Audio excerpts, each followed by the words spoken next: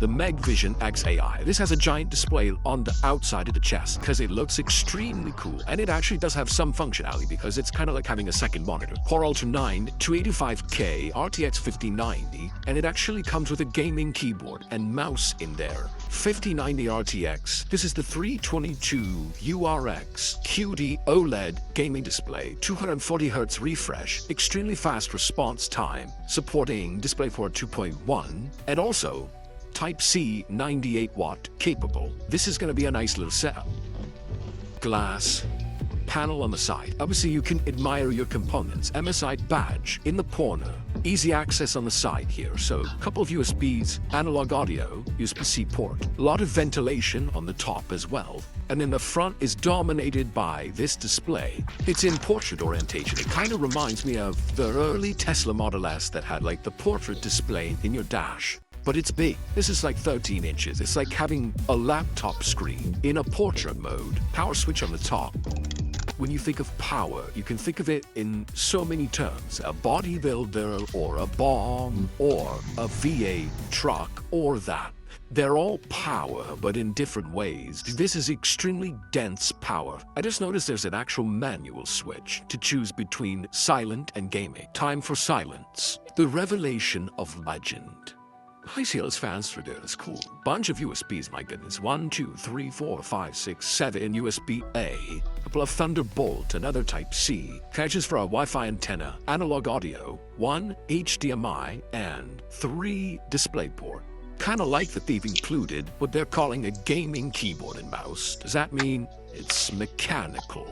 Yes, feet, it is mechanical. It's Willy Do style mechanical, like soft though. And more tickly.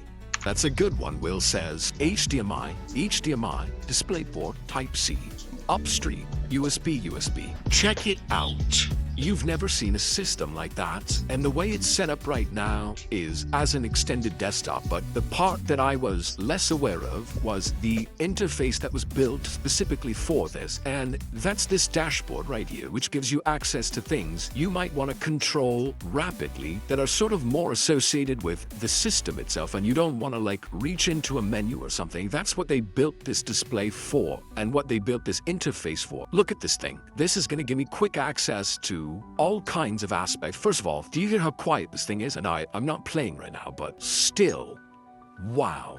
In this dashboard, we can control our screen brightness, our lighting. I mean, look how beautiful the lighting is. It comes on the table, this little section over here. And anytime that this RGB is bounced, it has that really pleasing gradient to it. The RAM is lit, the fans are lit, the GPU is lit, and the cooler on the CPU is also lit. It's all lit.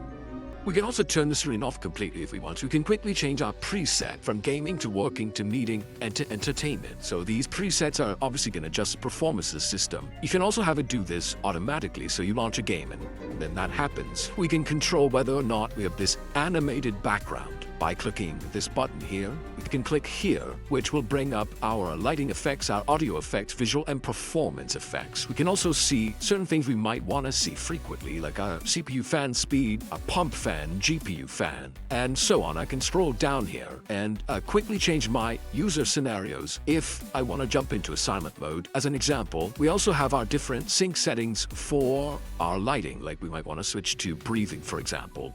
This stuff is available too in MSI Center, but it's just laid out kind of nicely here. And another thing that Mo mentioned to me, apparently this display is being fed via integrated graphics, so it's not utilizing any horsepower from the RTX, and obviously it's not utilizing any of the outputs, so you still have full access to your outputs there for multi-monitor setups. As far as like a 5090 build, it's fairly compact, yet it still has this exclusive functionality of this display, which, like I said when I first saw it, is complete overkill, but that's why it's cool. Things start to get cool when they get a little bit overkill and just extra, but that's what makes it unique, and that's why you know that not everybody's gonna have it. So this is the way I think it will live for most people most of the time, in this kind of interface sort of layout, looking cool, looking simple and clean if you want, or exposing more functionality if you choose to. You can toggle it just like this, and I believe I can also click easy. What does easy do for me?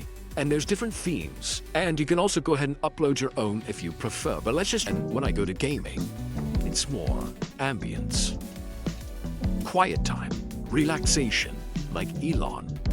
wouldn't want to operate them.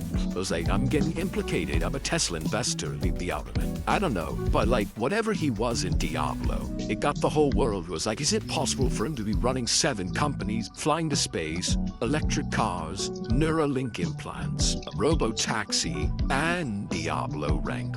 Let's see how it works as an extended desktop. That's kind of cool. I think what I would do in this situation, you know what I mean? Like you could have different tools over here. If you're in your Photoshops or whatever you're doing, and it's a touchscreen, so I could just reach up like this. But even if I'm just using my mouse, this could be tools in an app, or you could use it for social media. You could have some kind of a news feed going on over here.